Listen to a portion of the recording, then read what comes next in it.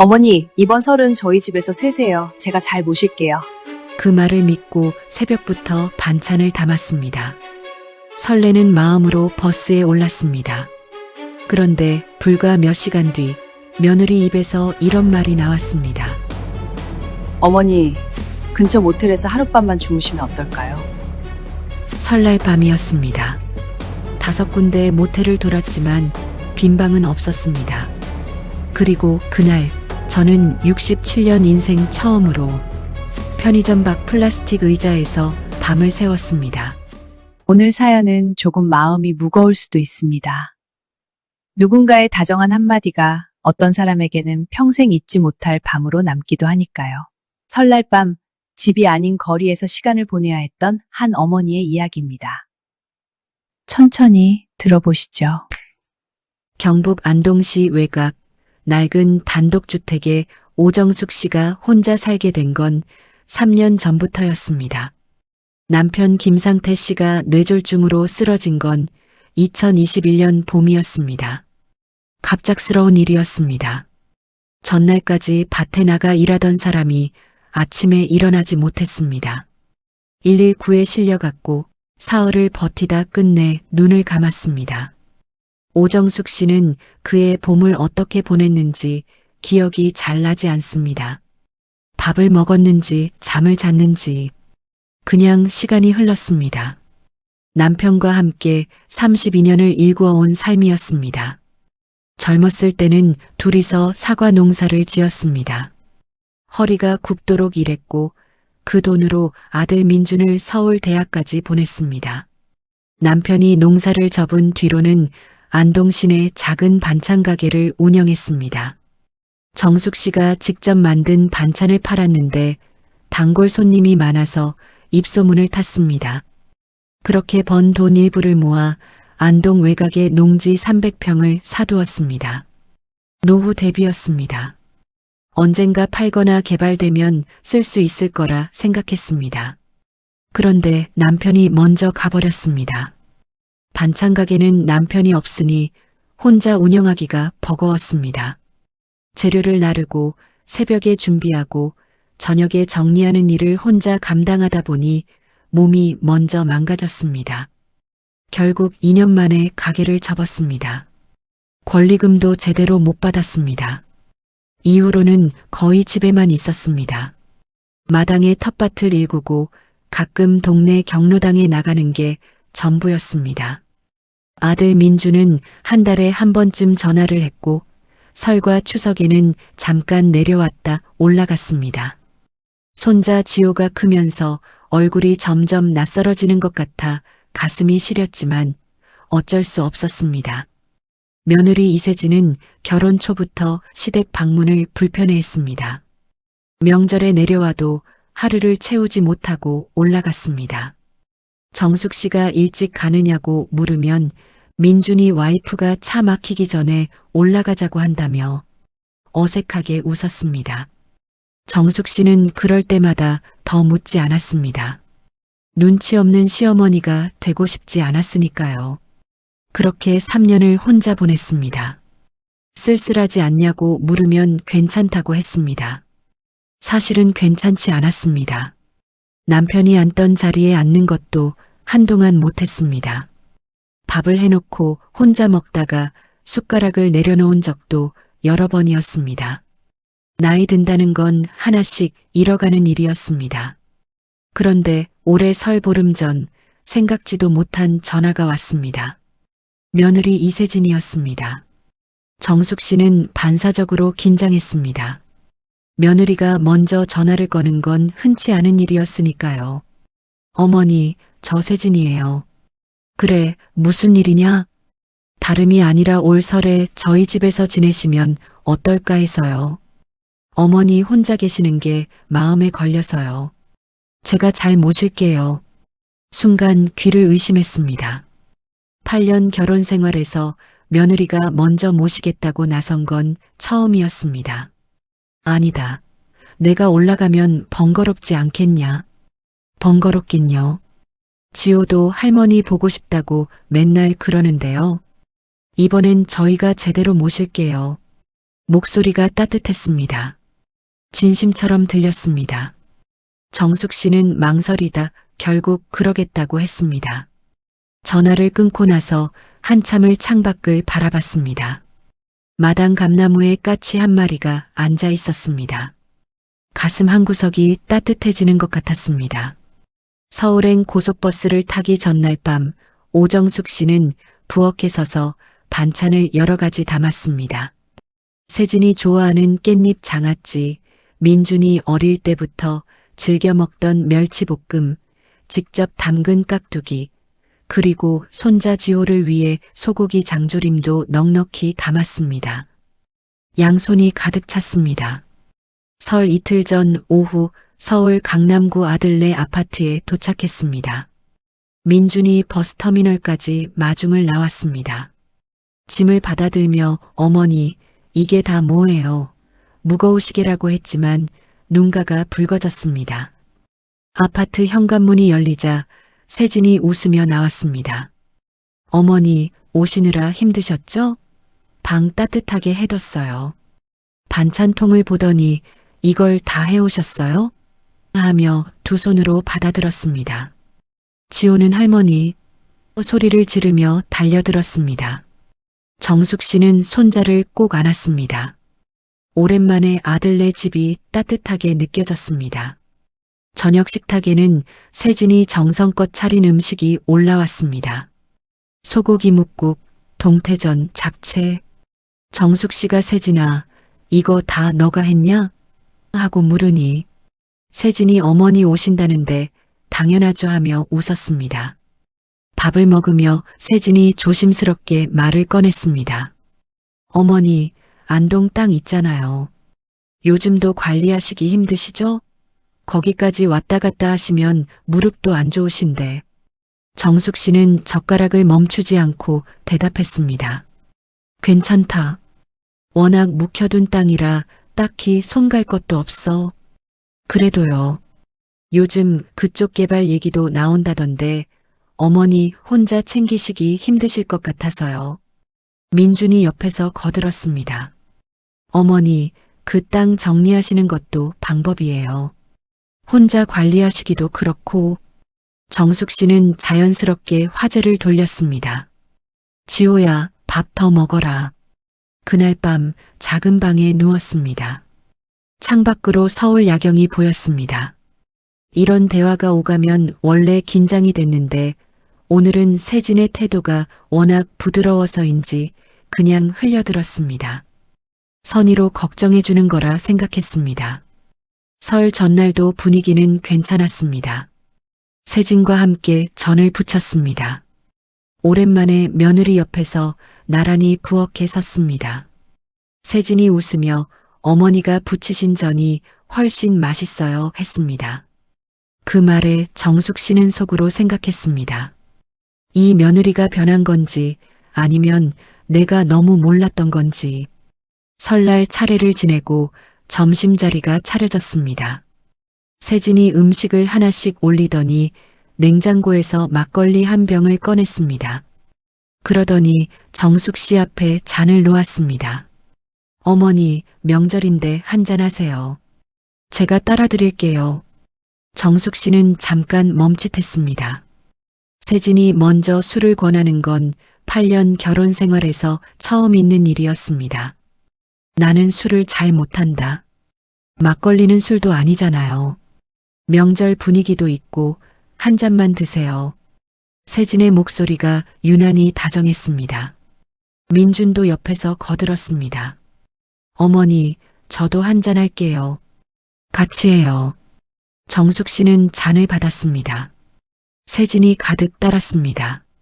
첫 잔을 조금 마시자 세진이 바로 다시 따르려 했습니다. 어머니, 한 잔 더 하세요. 오늘 같은 날이 어디 있어요. 그러면서 슬쩍 말을 꺼냈습니다. 어머니, 제 오빠가 오늘 잠깐 들른다고 했어요. 인사드리고 싶다고. 정숙 씨는 잔을 내려놓으며 물었습니다. 오빠가 왜? 그냥 명절인데 어머니 뵙고 싶다고요. 오빠가 부동산 일을 하거든요. 어머니 안동 땅 관리하시기 힘드시다고 하니까 도움이 될까 싶어서 같이 얘기 나눠보면 어떨까 해서요. 별거 아니에요. 정숙 씨는 아무 말도 하지 않았습니다. 세진이 막걸리를 또 따르려 하자 손으로 잔을 막았습니다. 됐다. 세진의 손이 잠깐 멈췄습니다. 어머니, 한 잔만 더요. 됐다고 했다. 조용하지만 단호한 목소리였습니다. 세진은 막걸리 병을 내려놓았습니다. 잠깐 무언가를 생각하는 듯한 표정이었습니다. 정숙 씨는 밥을 먹으면서 생각했습니다. 오빠가 명절에 인사를 하러 온다. 땅 이야기를 꺼낸다. 술을 먹인다. 그림이 머릿속에서 그려졌습니다. 추석에도 비슷한 일이 있었습니다. 처남이 내려와서 슬쩍 땅을 자기한테 넘기면 잘 처리해주겠다고 했던 적이 있었습니다. 그때도 이상하다 싶었는데 정숙 씨는 젓가락을 내려놓고 세진을 바라봤습니다. 오늘은 네 친정 오빠 안 와도 된다고 전해라. 세진의 표정이 굳었습니다. 어머니, 왜요? 그냥 인사만. 땅 얘기하러 오는 거 아니냐? 세진은 말을 잇지 못했습니다. 침묵이 흘렀습니다. 민주는 둘 사이의 공기를 읽지 못하고 밥만 먹고 있었습니다. 점심이 끝나고 민주는 서재에 들어갔습니다. 연휴 중에도 처리해야 할 보고서가 있다고 했습니다. 정숙 씨는 지호와 거실에 앉아 윷놀이를 하고 있었습니다. 오후 3시쯤 세진이 갑자기 분주해졌습니다. 화장을 고치고 옷을 갈아입더니 정숙 씨 앞에 섰습니다. 아까와는 전혀 다른 표정이었습니다. 어머니, 죄송한데요. 친정 부모님이 갑자기 서울 올라오신대요. 손자도 보고 싶으시고 서울 구경도 하고 싶으시다고 갑자기 연락이 온 거예요. 오빠도 모시고 같이 온다고 하고요. 정숙 씨는 잠자코 세진을 바라봤습니다.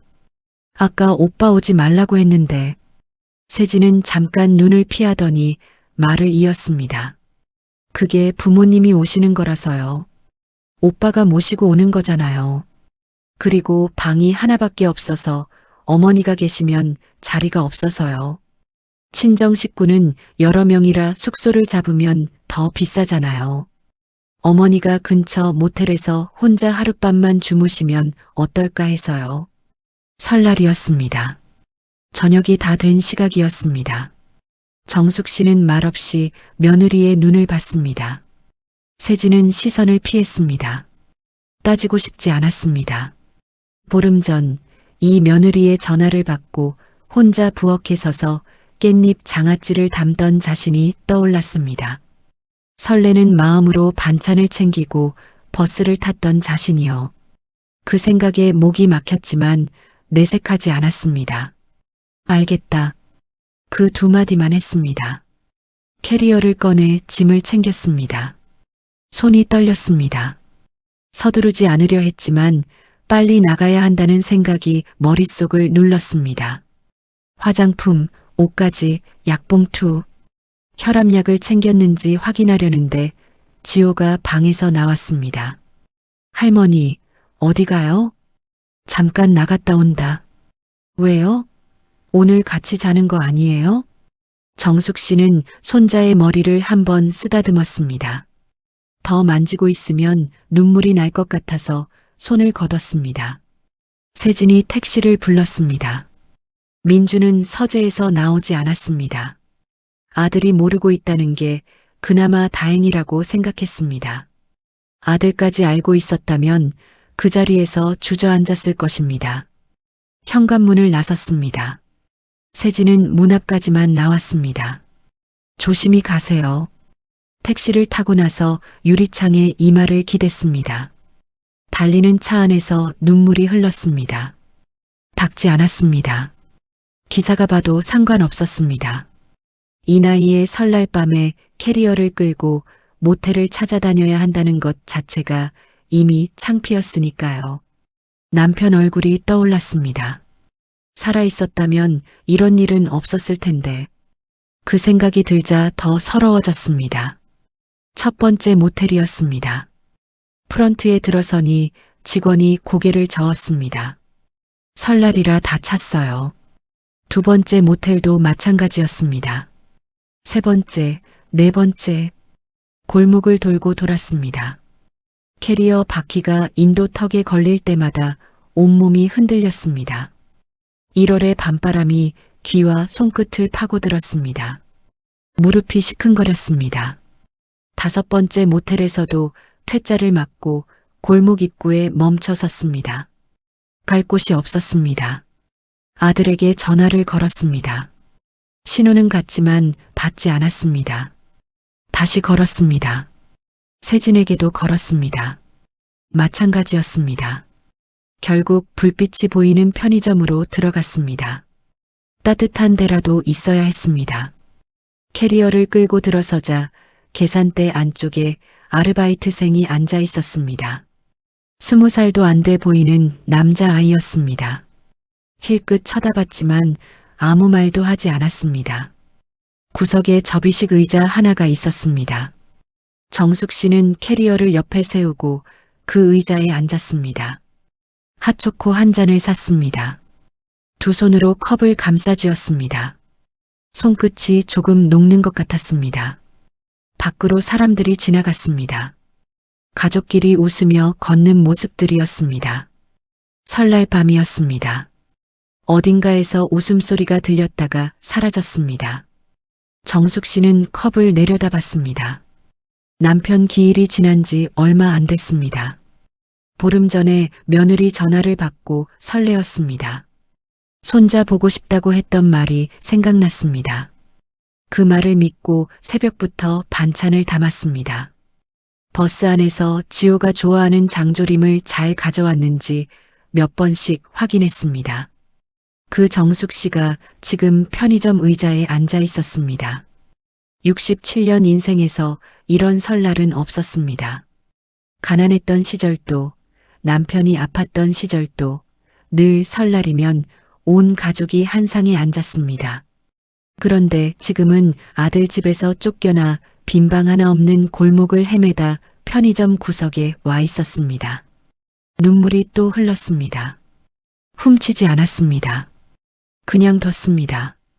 그렇게 1시간쯤 지났을까요? 아르바이트생이 계산대에서 나왔습니다. 머뭇머뭇하더니 정숙 씨 앞에 섰습니다. 가까이서 보니 더 어려 보였습니다. 18, 19쯤 됐을까요? 저기 손님. 정숙 씨가 고개를 들었습니다. 아이는 눈을 마주치지 못하고 말했습니다. 안에 계속 계시면 좀 곤란해요. 다른 손님들이 앉을 자리가 없어서요. 편의점 안에 다른 손님은 한 명도 없었습니다. 아이도 그걸 알 텐데 그래도 이렇게 말해야 하는 처지가 있었겠지요. 정숙 씨는 아무 말도 하지 않았습니다. 천천히 자리에서 일어나 캐리어를 끌었습니다. 아이가 뒤에서 작게 중얼거렸습니다. 가게 규정이라. 죄송해요.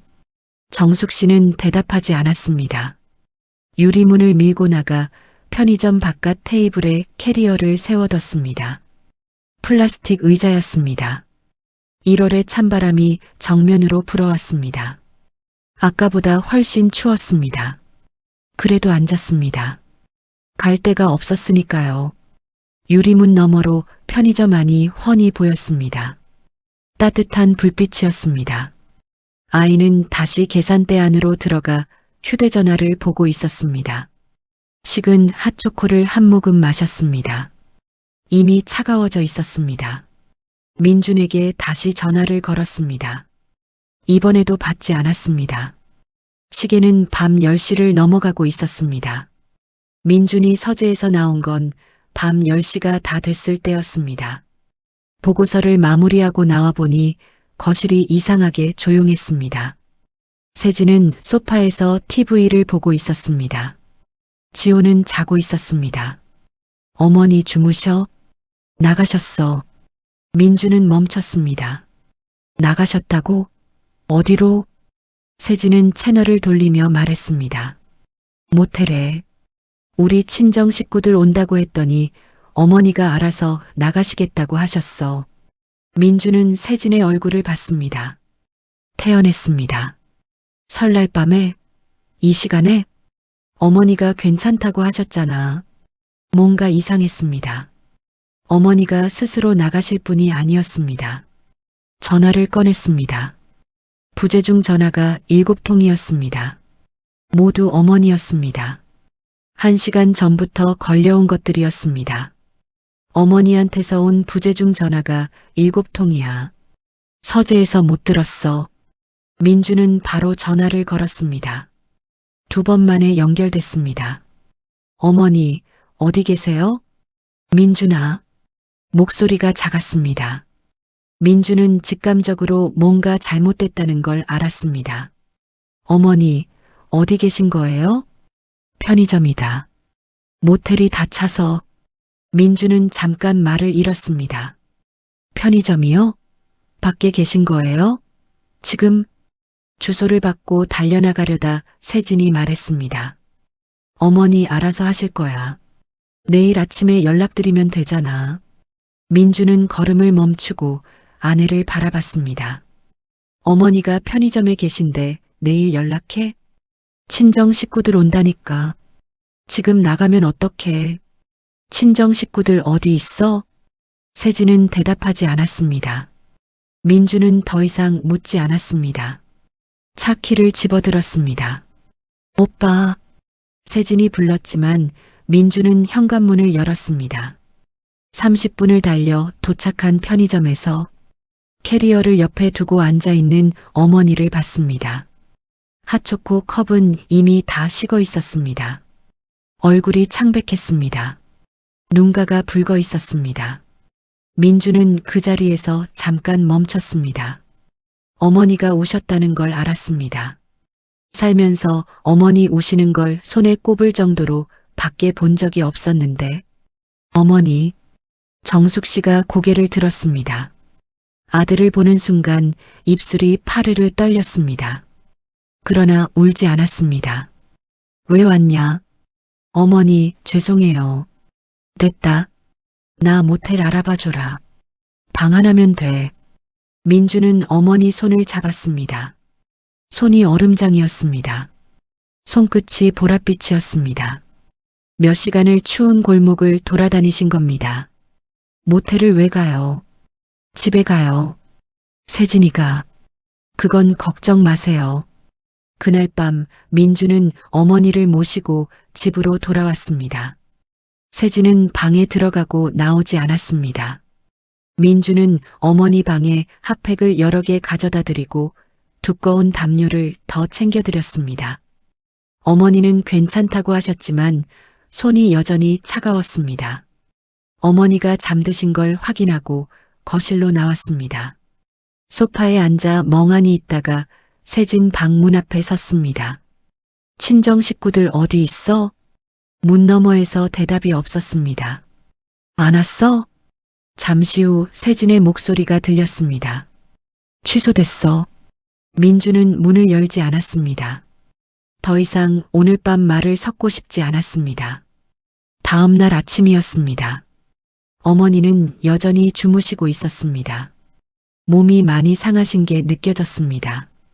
민주는 세진과 마주 앉았습니다. 어제 어머니한테 나가달라고 한 거야? 세진은 커피잔을 내려놓으며 한숨을 쉬었습니다. 그런 말은 안 했어. 친정 식구들 온다는 거 거짓말이지? 왜 거짓말이야? 어젯밤에 아무도 안 왔잖아. 취소됐다고 했잖아. 어머니 내보내고 취소됐어? 세진은 말이 없었습니다. 민주는 차분하게 말했습니다. 어머니한테 왜 나가달라고 한 거야? 진짜 이유가 뭐야? 긴 침묵이 흘렀습니다. 세진이 입을 열었습니다. 나도 힘들어. 명절마다 시어머니 모시는 게 보통 일이야? 당신은 서재에 들어가서 나 혼자 다 하고 설날 하루잖아. 그 하루가 싫은 거잖아. 민주는 잠시 생각하다가 말했습니다. 당신 왜 어머니를 먼저 초대했어? 세진의 눈이 흔들렸습니다. 그야 어머니 혼자 계시는 게 안쓰러워서. 정말? 민주는 휴대전화를 꺼내 화면을 세진 앞에 내밀었습니다. 세진의 오빠, 이재영이었습니다. 아내보다 4살 위로 안동에서 소규모 부동산 중개업을 하는 사람이었습니다. 세진이 어제 세수하러 간 사이 화면에 알림이 떠 있었고 민준이 무심코 봤다가 멈춘 대화였습니다. 너네 시어머니 설 때 올라오시면 그때 서류 들고 가. 술 한 잔 드리고 분위기 맞춰서 도장 받으면 돼. 알겠어. 내가 분위기 잘 맞출게. 이번엔 될 거야. 그 땅 감정가 2억 3천인데 1억 5천에 넘기면 충분해. 너네 시모 땅값 잘 모르잖아. 세진의 얼굴이 하얗게 변했습니다. 이게 뭐야? 민주는 조용히 말했습니다. 처남이 어머니 땅 노리고 있었던 거야? 세진은 말을 잇지 못했습니다. 어머니를 초대한 것도 처음부터 이것 때문이야? 잘 모셔서 기분 좋게 해드리고 처남 불러서 술 한 잔 먹이고 도장 찍으려고? 그것도 감정가보다 8천만 원이나 싸게. 오빠 그게 설날 저녁에 쫓아낸 건 어머니가 점심에 술도 안 드시고 처남 오지 말라고 하셨으니까 계획이 틀어지니까 바로 내보낸 거야? 세진은 결국 입을 다물었습니다. 민주는 일어섰습니다. 말이 더 이상 나오지 않았습니다. 세진의 얼굴을 보는 것도 힘들었습니다. 어머니가 일어나신 건 오전 10시였습니다. 민주는 밥을 차렸습니다. 세진은 방에서 나오지 않았습니다. 둘이서 마주 앉아 밥을 먹었습니다. 손주 지호는 분위기 때문인지 조용히 밥만 먹었습니다. 밥을 먹는 도중 정숙 씨가 먼저 말을 꺼냈습니다. 민준아, 나 오늘 내려간다. 어머니, 눈치 봐도 알겠다. 괜히 있으면 더 불편해. 민주는 수저를 내려놓았습니다. 어머니, 세진이가 왜 어머니를 먼저 초대했는지 알고 계세요? 정숙 씨는 잠깐 멈추더니 말했습니다. 땅 때문이겠지 뭐.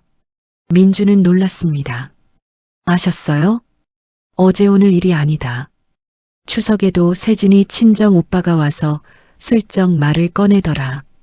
관리도 힘드실 텐데 자기한테 넘기면 잘 처리해 주겠다고. 그때 왜 말씀 안 하셨어요? 정숙 씨는 천천히 젓가락을 내려놓으며 말했습니다.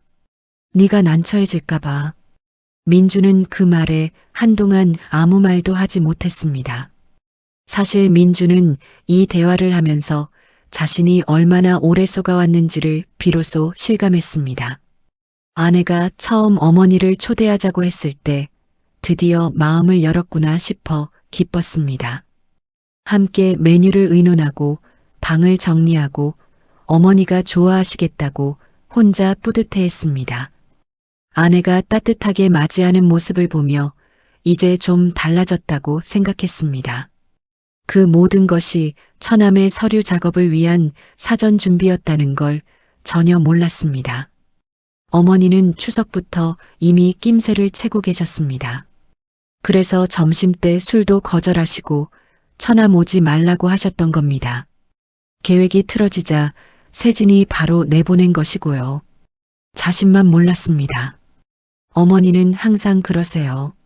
제가 난처해질까봐, 힘들어질까봐. 그럼 어머니는요? 정숙 씨는 대답하지 않았습니다.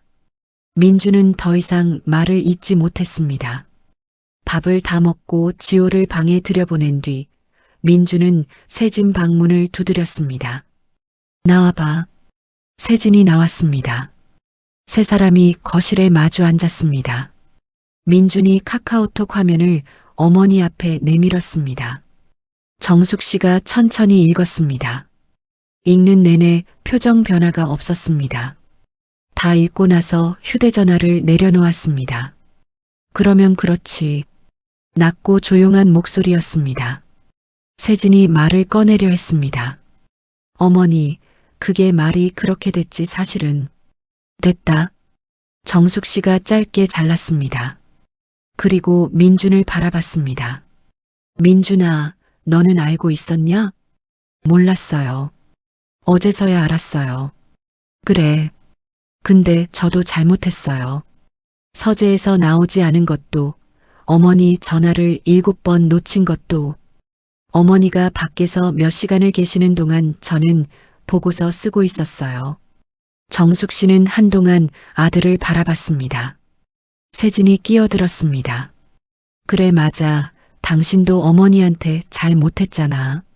나한테만 뭐라고 해? 민준이 말했습니다. 알아. 나도 잘못했어. 둘 다 어머니한테 잘못한 거야. 세진은 예상하지 못한 대답에 입을 다물었습니다. 정숙 씨가 자리에서 일어섰습니다. 나 짐 챙긴다. 어머니, 오늘은 그냥 계세요. 아니다. 오래 있으면 서로 좋을 게 없어. 민주는 어머니를 말리지 못했습니다. 어머니의 등을 바라보며 생각했습니다. 내가 결혼한 후에 어머니가 이 집에서 편하게 있어 보신 날이 며칠이나 됐을까? 그날 오후 정숙 씨를 안동행 버스에 태워드렸습니다. 민주는 버스가 출발할 때까지 손을 흔들었습니다. 어머니는 창밖을 보지 않았습니다. 집에 돌아와 민주는 변호사를 찾아갔습니다. 카카오톡 메시지, 세진과 처남 이재영의 대화, 어머니 토지를 시세보다 8천만 원 싸게 넘기려 한 정황. 변호사는 서류를 검토하며 말했습니다. 만약 실제로 도장이 찍혔다면 형사 고소까지 가능한 사안입니다. 배우자가 처남과 공모해서 시부모 재산을 편취하려 한 거니까요. 미수로 끝났지만 이혼 소송에서는 충분한 유책 사유가 됩니다. 한 가지 더 여쭤볼게요. 처남이 어머니한테 추석에도 같은 시도를 했다고 하는데 그것도 증거가 될 수 있나요? 변호사가 고개를 끄덕였습니다. 어머니 진술만으로도 됩니다. 반복적으로 시도했다는 정황이 쌓이면 계획적인 범행으로 볼 수 있어요. 집으로 돌아온 민주는 세진에게 이혼 의사를 밝혔습니다. 세진은 처음에 강하게 나왔습니다. 이혼? 내가 뭘 얼마나 잘못했다고. 도장도 못 받았잖아. 시도한 것 자체가 문제야. 증거도 없잖아. 그 카톡이 뭔 증거야. 변호사가 충분하다고 했어. 추석 때 어머니한테 처남이 접근한 것도 어머니가 다 기억하고 계셔. 세진의 얼굴이 굳었습니다. 좋아. 이혼하면 나 위자료 받을 거야. 양육권도 내가 가져갈 거고. 민주는 차분하게 말했습니다. 위자료는 당신이 나한테 줘야 해. 유책이 당신 쪽이니까. 양육권은 법원이 결정하겠지. 근데 어머니 재산을 처남이랑 짜고 편취하려 한 사람한테 법원이 유리하게 볼 것 같아? 세진의 얼굴이 창백해졌습니다. 그리고 처남 이재영 씨 형사 고소할 수도 있어. 세진이 벌떡 일어섰습니다. 오빠를 왜 고소해? 도장도 못 받았잖아. 시도한 것만으로도 돼. 변호사한테 확인했어. 오빠 부동산 중개업 면허 있지? 정가 생기면 면허 취소야. 세진의 눈빛이 흔들렸습니다. 오빠 이야기가 나오자 달라졌습니다. 협의 이혼 테이블이 열린 건 2주 후였습니다. 세진이 먼저 협의를 요청해 왔습니다. 민준이 제시한 조건이었습니다. 양육권은 민준이 가져가되 면접 교섭권은 보장한다. 혼인기간 공동재산만 분할한다. 세진이 민준에게 위자료를 지급한다. 세진이 합의 조건을 모두 이행하면 처남 이재영에 대한 형사고소는 하지 않는다. 세진은 마지막 조건에서 오래 버텼습니다. 오빠가 형사고소를 당하면 부동산 중개업 면허가 취소되고 정과자가 됩니다. 그게 현실로 다가오자 더 이상 버티는 게 불리하다는 걸 알았습니다. 결국 서명했습니다. 3개월 후 이혼이 확정됐습니다. 그날 밤 민주는 지호방에 들어가 자고 있는 아이의 얼굴을 한참 바라봤습니다. 8살, 이 아이에게 엄마 아빠가 갈라서는 일이 어떻게 기억될까 생각했습니다. 쉬운 결정이 아니었습니다. 그래도 후회는 없었습니다. 이혼 후 1년이 지났습니다.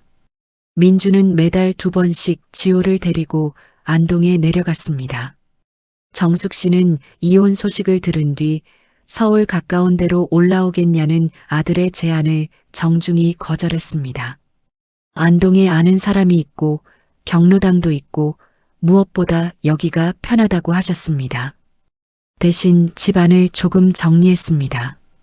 남편 사진을 창가에 옮기고 베란다에 화분을 여러 개 들였습니다. 지호는 안동 내려가는 걸 좋아했습니다. 할머니 손맛을 알아버린 탓이었습니다. 할머니, 갈비찜. 어제도 먹었잖냐, 이 녀석. 또 먹을 거야. 정숙 씨는 웃으며 냉장고를 열었습니다. 민주는 그 모습을 보며 생각했습니다. 작년 설날, 어머니는 편의점 바깥 플라스틱 의자에 혼자 앉아 식은 핫초코를 쥐고 계셨습니다. 전화를 7번 놓친 자신도, 서재에서 나오지 않았던 자신도 그 밤이 아직도 선했습니다. 식사를 마치고 지호가 방에서 놀고 있을 때 민주는 어머니와 단둘이 마주 앉았습니다. 어머니, 저 요즘 사귀는 사람이 생겼어요. 정숙 씨가 찻잔을 내려놓으며 눈을 들었습니다. 그래, 어떤 사람이냐? 회사 동료예요. 만난 지 2달 됐고요. 좋은 사람이냐? 어머니도 마음에 드실 것 같아요. 정숙 씨는 잠깐 생각하다 말했습니다. 이번엔 데려와라. 내가 직접 봐야겠다. 민준이 웃었습니다. 어머니가 직접 보시겠다고요? 그래야지. 세진이 때는 사람 됨됨이를 내가 진작 제대로 봤어야 했는데. 민주는 웃음이 났다가 가슴이 먹먹해졌습니다. 어머니는 늘 이렇게 자신을 탓하셨습니다. 어머니, 그건 어머니 잘못이 아니에요. 알아, 그냥 하는 말이다. 잠시 침묵이 흘렀습니다. 민준이 조심스럽게 물었습니다. 편의점 밖에 혼자 앉아 계실 때 어떤 생각하셨어요? 정숙 씨는 한동안 찻잔을 바라봤습니다. 처음엔 서러웠다. 그러다가 화가 났어. 그러다가 무서워졌고. 무서웠어요? 혼자 늙는다는 게 그런 거더라. 아무도 없을 때 정말 아무것도 없는 거야. 돈도 집도 사람도. 그때 처음으로 그게 뼛속으로 와닿았어. 민주는 고개를 숙였습니다. 다시는 그런 일 없게 할게요. 알아. 약속해요. 정숙 씨는 대답 대신 민준의 손을 한번 꼭 잡았다가 놓았습니다. 지호가 방에서 뛰어나왔습니다. 할머니, 나 심심해. 이 녀석, 잠깐도 못 있냐? 이리 와. 정숙 씨가 손자를 끌어당겼습니다. 지호가 낄낄대며 할머니 무릎에 엉덩이를 올렸습니다. 민주는 그 모습을 바라봤습니다. 작년만 해도 지호는 할머니 얼굴을 거의 몰랐습니다. 세진이 시댁 방문을 꺼렸으니 당연한 일이었습니다. 그런데 지금은 안동에 내려올 때마다 할머니 품에 먼저 안겼습니다. 잃은 것도 있었지만 얻은 것도 있었습니다. 다음 설날이 왔습니다. 민주는 이번에도 지호를 데리고 안동으로 내려왔습니다. 그런데 이번에는 혼자가 아니었습니다. 2달째 사귀는 여자친구 수연도 함께였습니다. 처음 어머니께 인사드리는 자리였습니다. 정숙 씨의 아파트 현관문이 열리자 수연이 고개를 꾸벅 숙였습니다. 어머니, 안녕하세요. 처음 뵙겠습니다. 정숙 씨는 수연의 얼굴을 천천히 바라봤습니다. 한참을 말없이 보더니 입을 열었습니다. 들어와라. 짧은 한마디였지만 민주는 그 안에서 뭔가를 읽었습니다. 거절이 아니었습니다. 거실에 차례상이 차려졌습니다. 민준이 새벽부터 장을 봐왔고 수연은 옆에서 전 부치는 걸 도왔습니다. 정숙 씨가 부침개 반죽을 알려주자 수연이 진지하게 따라했습니다. 지호는 그 옆에서 전을 집어먹다가 혼이 났습니다. 이 녀석은 맨날 먹을 것만 밝혀 정숙 씨가 웃으며 말했습니다. 수연도 따라 웃었습니다. 차례를 지내고 밥상에 둘러앉았습니다. 지호가 떡국 그릇을 받아들며 소리쳤습니다. 빨리 밥 먹고 세배해야지. 네 사람이 함께 웃었습니다. 밥을 먹는 동안 정숙 씨는 수연에게 이것저것 물었습니다. 어디서 자랐는지, 부모님은 어떤 분들인지, 회사 일은 힘들지 않은지. 수연은 하나하나 성실하게 대답했습니다. 꾸미거나 과장하지 않았습니다. 식사가 끝나고 설거지를 하는 수연의 뒷모습을 보며 정숙 씨가 민준에게 조용히 말했습니다. 눈이 맑더라. 민준은 그 말 한마디에 가슴이 따뜻해졌습니다. 저녁 무렵 수연과 지호가 동네를 산책하러 나간 사이 민준은 어머니와 단둘이 남았습니다. 어머니, 어때요? 정숙 씨는 잠깐 뜸을 들이다 말했습니다. 나쁘지 않다. 근데 이번엔 천천히 해라. 서두르지 말고. 알아요. 그리고 지호한테도 잘 맞는지 봐야지. 아이가 받아들여야 해. 그것도 알아요. 정숙 씨는 창밖을 바라봤습니다. 안동의 겨울 저녁 하늘이 붉게 물들고 있었습니다. 민준아, 작년 설날 밤에 말이다. 네가 편의점 앞에서 날 데리러 왔을 때 그때 나 속으로 생각했어. 뭐려? 내 새끼는 아직 내 새끼구나 싶었어. 민주는 아무 말도 하지 못했습니다. 창밖을 보는 척하며 눈을 깜빡였습니다. 멀리서 지호의 웃음소리가 들려왔습니다. 수연이 지호와 뭔가를 하며 노는 소리였습니다. 정숙 씨가 일어서며 말했습니다. 저녁 차려야겠다. 애 들어오면 배고프다 할 테니. 제가 할게요. 됐다. 오늘은 내가 할게. 부엌으로 들어가는 어머니의 뒷모습을 바라보며 민주는 생각했습니다. 작년 설날 그 밤이 없었다면 지금 이 저녁도 없었을 것입니다. 어머니가 골목을 혼자 헤매지 않았다면 자신은 아직도 못 본 척하며 살았을 겁니다. 그 밤이 모든 걸 바꿨습니다. 현관문이 열리며 지호가 뛰어들어왔습니다. 할머니, 나왔어요. 배고파요. 부엌에서 정숙 씨의 웃음소리가 들렸습니다. 그럴 줄 알았다. 이리 와라. 안동의 겨울밤이 깊어갔습니다. 창밖으로 별이 하나둘 떠올랐습니다. 네 사람의 설날은 그렇게 소박하고 따뜻하게 저물어갔습니다. 이 이야기 남일 같지 않으셨죠? 명절마다 눈치를 보고 괜찮다고 했던 적 없으셨나요? 오정숙 씨처럼 아들이 난처해질까봐 속으로만 삭혔던 적 없으셨나요? 우리는 너무 오래 괜찮은 척을 해왔습니다. 자식한테 짐이 될까봐, 눈치 없는 소리 들을까봐 그냥 참고 내려왔습니다. 그게 정이라고 생각했습니다. 그런데 오정숙 씨가 편의점 의자에 혼자 앉아있는 장면을 보면서 드는 생각이 있었습니다. 참는 게 항상 답은 아닐 수 있다고. 여러분은 짐이 아닙니다. 평생 허리가 굽도록 일하고 자식 뒷바라지하며 살아온 분들입니다. 그 세월이 얼마인데요. 오늘 이 영상이 조금이나마 위로가 되셨으면 좋겠습니다. 구독과 좋아요는 이런 이야기를 계속 만들어가는 힘이 됩니다. 다음 이야기에서 또 만나요.